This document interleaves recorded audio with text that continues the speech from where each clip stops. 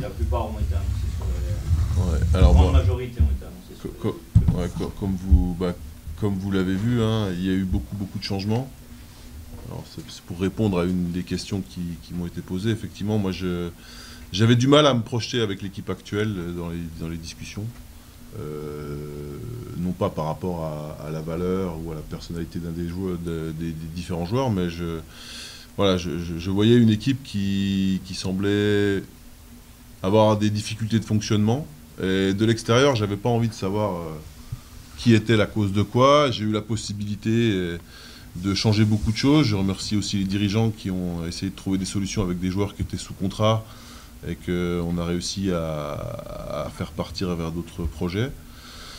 Alors poste pour poste, un joueur que vous connaissez, Gauthier Morvan à l'aile gauche. Gauthier, même si il vient de finir sa première saison en Pro League, je pense qu'il rentre dans le cadre de ce projet-là parce que c'est un jeune joueur qui a découvert la Pro League cette année, qui a fait des très bonnes choses. Il était encore sous contrat et moi je voyais son profil comme un profil qui collait parfaitement à ce qu'on voulait faire. Je connaissais pas le joueur personnellement, mais en tout cas son profil de joueur, ce qu'il produisait. Et surtout, je pense, la manière dont il a évolué pendant l'année, et je crois qu'il y a encore beaucoup de marge, donc il me semble être un élément intéressant pour la saison suivante. Il y a un point d'interrogation sur le deuxième ailier gauche. Alors, on est en discussion aujourd'hui avec un joueur, mais comme c'est pas finalisé, on n'en dira pas plus. Voilà. Lucas Hubert, c'était cette année un des maillons forts de l'équipe. C'est aujourd'hui un joueur confirmé de Pro League. Je crois que c'est un des joueurs justement qui était un petit peu en souffrance sur les résultats du club. Moi, quand j'ai échangé avec lui, il exprimait le besoin d'avoir un peu plus d'ambition. C'est un joueur que je suis depuis longtemps parce que j'avais été en discussion avec lui quand j'étais à Célestat pour le faire venir. Voilà, et je pense que c'est typiquement un de ces joueurs qui doit nous accompagner dans la montée en charge vers plus d'ambition, parce qu'il porte ça, et aujourd'hui j'espère que ses qualités, mais peut-être aussi la frustration qu'il a engendrée la dernière saison à Sarrebourg et puis cette saison à Besançon nous aideront à aller un petit peu plus haut. Sébastien Danesi, donc c'est international belge qui était au championnat du monde cette année avec la Belgique. Alors son profil me plaît beaucoup, c'est un joueur que je suis aussi depuis quelques années. Il a fait une saison l'année dernière, pas cette saison, la saison d'avant à Ponto-Combo en Pro League. Donc c'est quelqu'un qui a l'habitude de jouer les Final Four de Pro League, puisqu'en une saison en France, il était au Final Four contre nous quand je l'ai remporté avec Célestat. C'est un joueur qui, malgré qu'il soit jeune, il a 21 ou 22 ans, est international A depuis 3 ans, dans un pays qui est un pays émergent du handball, puisqu'ils étaient qualifiés au championnat du monde. Qui a gagné des titres en Belgique, puisqu'il a gagné des titres dans son club à Visé. C'est un joueur qui a des réels savoir-faire. En tout cas, pour moi, c'est un joueur qui est vraiment profilé pour le très haut niveau. J'en ai discuté longtemps avec son entraîneur de cette année, que je connais très bien pour le coup, pour avoir plus de précision, et il me disait que c'était un diamant qui était encore même pas à moitié poli, donc je pense c'est quelqu'un qui a une vraie compétence pour aller très très haut.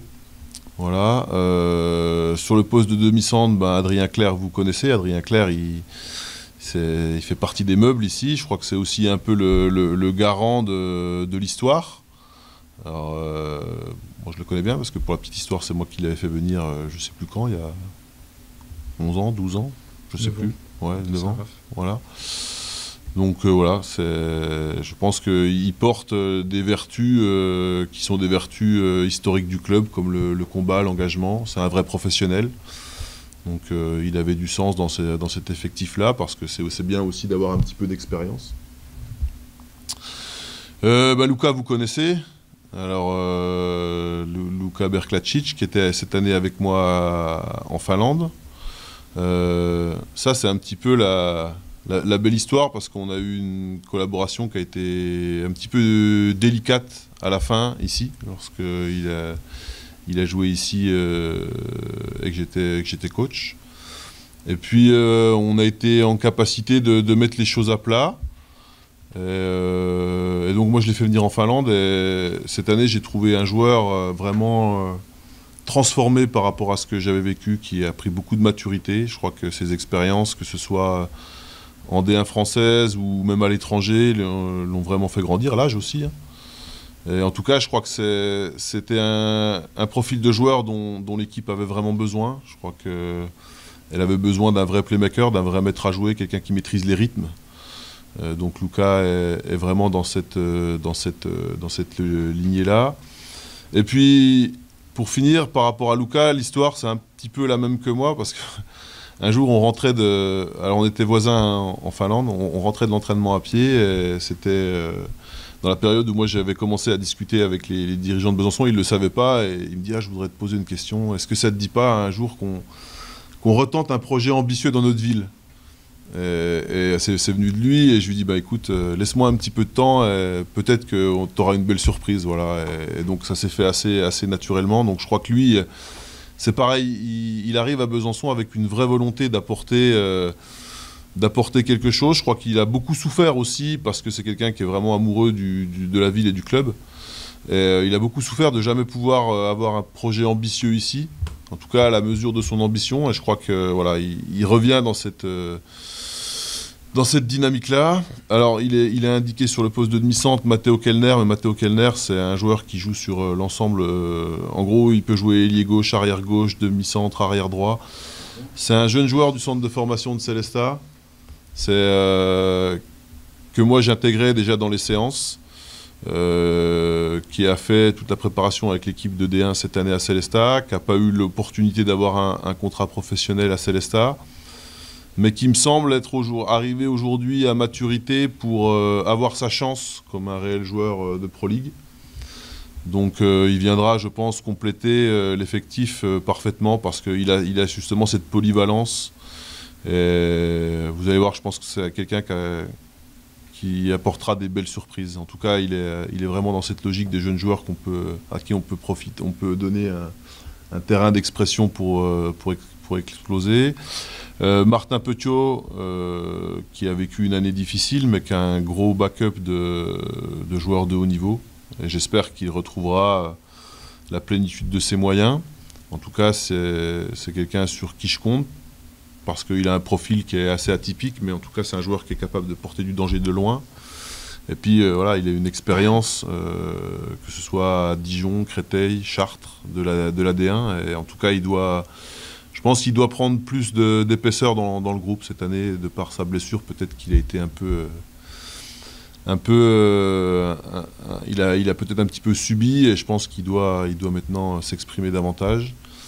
Loïc Diarasuba Calves, donc c'est un jeune joueur, alors lui pour le coup a un très très gros potentiel, que le club de Créteil nous prête, et je crois qu'il faut qu'on le voit comme une vraie reconnaissance de ce que le club est capable de faire, parce que c'est quelqu'un qui avait beaucoup de sollicitations pour le prêt, et Créteil avait mis la seule condition du prêt que ce soit pour nous en fait, sinon il le gardait chez eux.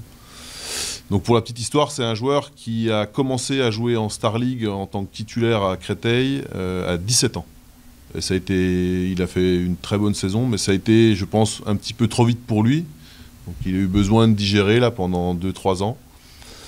Il faisait partie donc de l'effectif de Créteil, mais avec un rôle qui a été réajusté eu égard à son âge, parce qu'il avait besoin de développer des choses. Et là, il vient de signer donc un contrat professionnel longue durée à Créteil, et il souhaite le prêter la première année, voire peut-être même plus pour si affinité.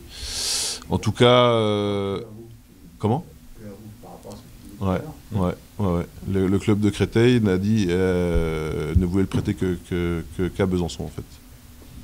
Donc je crois qu'il faut le prendre comme une vraie marque de qualité de ce qu'on peut faire dans l'accompagnement des jeunes joueurs, parce que pour le coup, ça c'est un joueur sur lequel il mise vraiment beaucoup à l'avenir, quoi.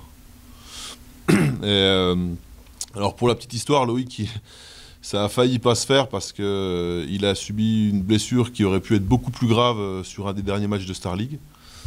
Finalement, la blessure est moins grave que prévu. Il aura peut-être un petit peu de retard sur la préparation. Il sera peut-être un petit peu en décalé. Mais en tout cas, il sera là dès la reprise. Et on espère l'avoir opérationnel pour la reprise. Voilà. Les ailiers droits, Valentin Laplace. Eh ben, Valentin Laplace, il rentre exactement dans le profil qu'a donné Christophe. Moi, ce qui a un petit peu dirigé mes recherches de joueurs, c'était deux choses. C'était des gens qui ont gagné la Pro League, qui savent ce que c'est qu'aller au Final Four, qui savent ce que c'est que gagner la Pro League, qui savent ce que c'est que remporter des titres. Et des jeunes joueurs qui sont soit dans des structures de très haut niveau, soit dans les équipes de France Jeunes et qui ont besoin finalement, parce qu'ils sont barrés dans ces structures de très haut niveau, d'un tremplin pour y retourner. Alors Valentin, lui, il fait partie de la première catégorie. Lui, il a gagné les playoffs de Pro League avec Massy. À l'époque où Massy était un tout petit budget aussi. Voilà, c'est quelqu'un qui porte des valeurs qui vont vraiment coller au club. C'est quelqu'un qui a 25 ans, je crois, mais qui a maintenant 8 ans de Pro League et de Star League derrière lui. Et il connaît la route pour gagner.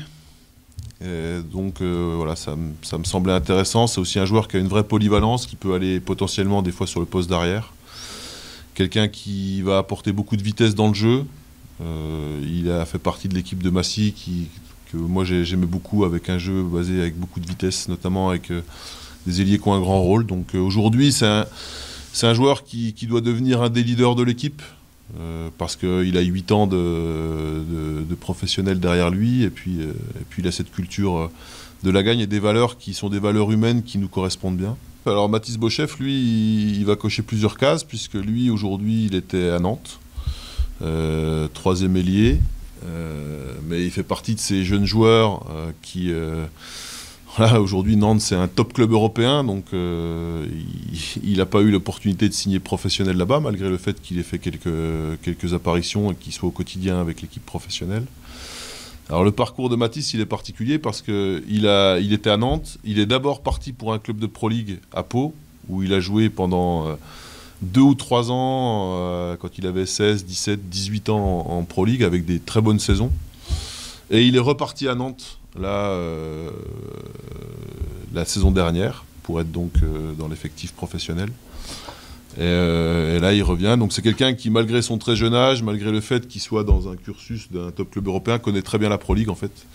Il avait fait une saison à Billières où il jouait ailier et arrière en tant que titulaire. Donc c'est quelqu'un qui a un back-office sur la Pro League. Et les joueurs de Nantes ont une bonne éducation en handball et les joueurs de Billières ont une bonne éducation sur certaines valeurs aussi. Donc je pense que c'est un bon mix. Voilà. Enzo Anjou, pareil, c'est un jeune joueur de Nantes, pivot de l'équipe de France U21.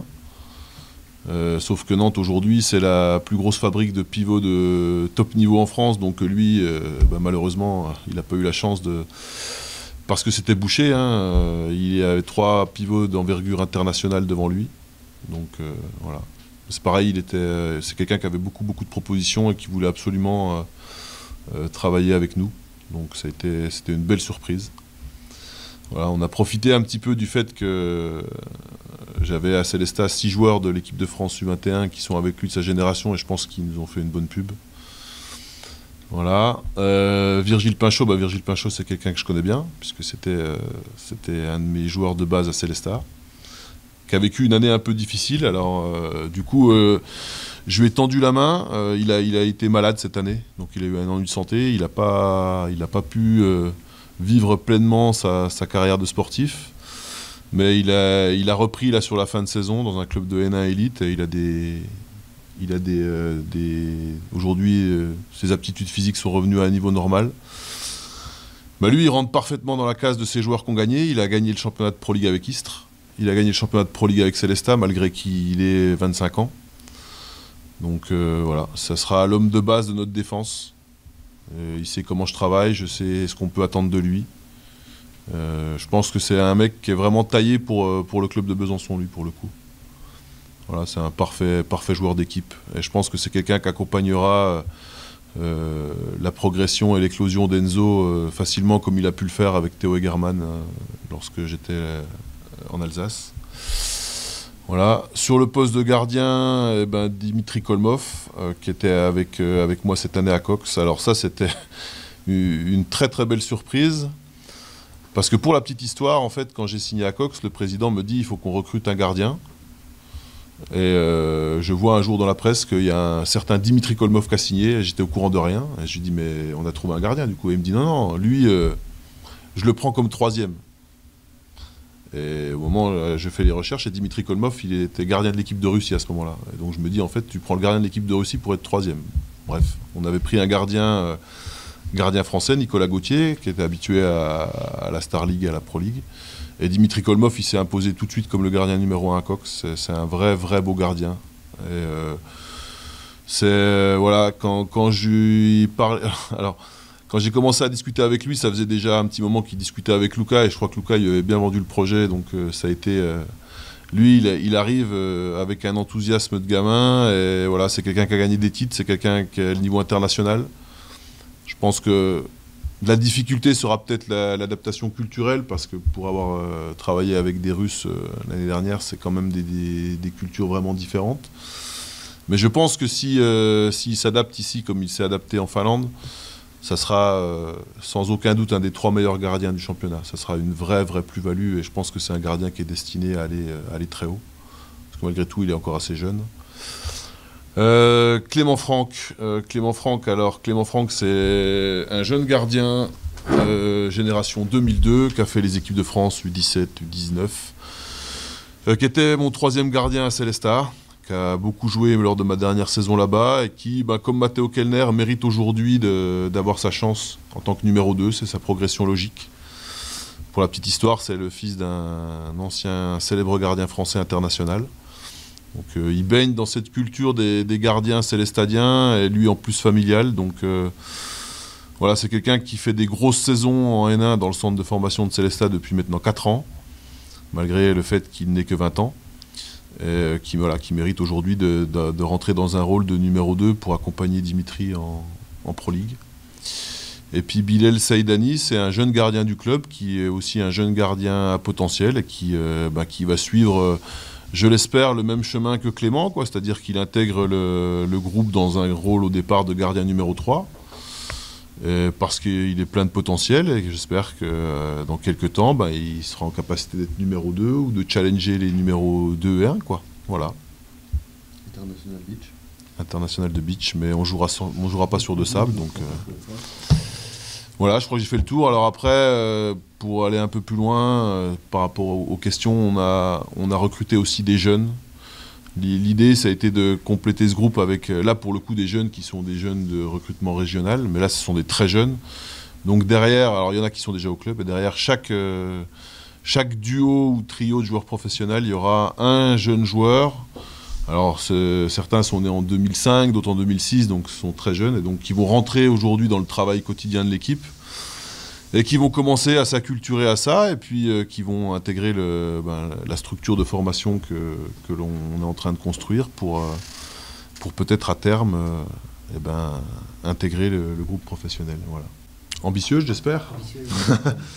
Non, mais aujourd'hui, moi j'arrive à avoir une vision assez claire de cette équipe-là, j'arrive à avoir ce que je peux en tirer, parce que ce sont, pour le coup, 100% des joueurs que j'ai choisis, et ça, quand on est entraîneur, c'est un luxe. Par contre, comme l'a très bien dit Gaël, il y a tout à construire. C'est-à-dire que ça, aujourd'hui, c'est dans ma tête, mais il va falloir qu'on arrive à le transposer sur le terrain, parce que voilà, il y a 12 nouveaux joueurs, et il va falloir construire de zéro, en fait. Il va falloir construire de zéro. Donc, en fait, le premier objectif, il est là. On va être sur un temps restreint, parce que, effectivement, peut-être que ça va nécessiter un petit peu de temps, mais voilà, moi, j'ai pas envie qu'on prenne 6 mois. Donc ça va être un gros chantier à partir du 20 juillet, pour être en communication assez régulière avec l'ensemble de ces joueurs-là. Je sais qu'il y a beaucoup d'appétit. Il y a beaucoup d'appétit, ouais. Je crois que c'est... Voilà, encore une fois, les joueurs qui ont gagné là-dedans, c'est un peu comme moi, hein. Quand tu as gagné un titre, tu as envie de gagner des titres tous les ans. Alors ça ne veut pas dire qu'on en gagnera l'année prochaine, mais si on peut, ça sera avec grand plaisir.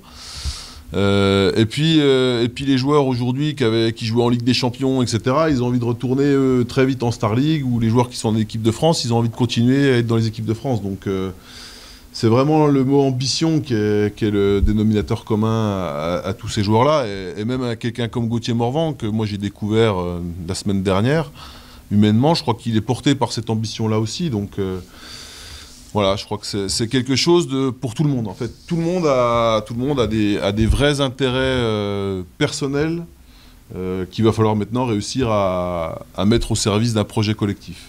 Voilà, ça va être notre gros chantier. C'est un gros défi pour le coup, mais ça me plaît. Voilà. Ouais. Alors, je pense que j'ai pas trop de soucis sur la cohésion sociale, parce que je pense que beaucoup se connaissent. Voilà, il y a 2 Nantais qui se connaissent déjà. Lucas a déjà joué avec Valentin Laplace, avec Lucas Hubert également. Voilà, et avec Pinchot, enfin, tout le monde, Virgile, Clément Franck, Matteo Kellner, enfin voilà, il y a beaucoup de connexions déjà interindividuelles dans cette équipe, et ça m'intéressait, parce qu'on va gagner du temps, je pense, sur cet aspect de cohésion sociale. Maintenant, voilà, la cohésion opératoire sur le terrain, ça va prendre peut-être un petit peu de temps, et j'espère qu'on va réussir à stabiliser déjà une bonne base pour le début du championnat, mais je pense que cette équipe-là, elle a un potentiel de développement qui est vraiment grand. Et si on arrive à exploiter ce matériel-là correctement, je pense que c'est une équipe qui peut avoir de réelles ambitions à l'avenir.